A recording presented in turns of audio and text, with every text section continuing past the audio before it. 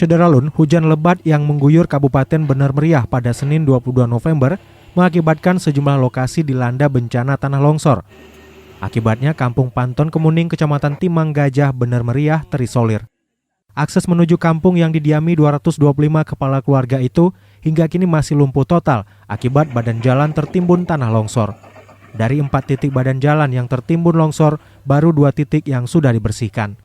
Tanah longsor juga menimbun badan jalan menuju Kampung Tunyang Cekal, Kecamatan Timang Gajah. Sebanyak 412 kepala keluarga juga sempat terisolir beberapa jam akibat bencana tersebut. Terdapat 3 titik longsor pada akses jalan Tunyang Cekal.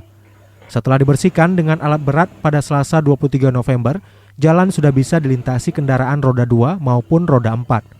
Kepala BPBD Bener Meriah Safriadi bersama Danki Brimob Kompi 3 Batalion B Pelopor Ibtu Tri Andiana dan Ramil Timang Gajah, camat, personil TNI Polri, serta masyarakat ikut berjibaku membersihkan material longsor di badan jalan maupun rumah warga.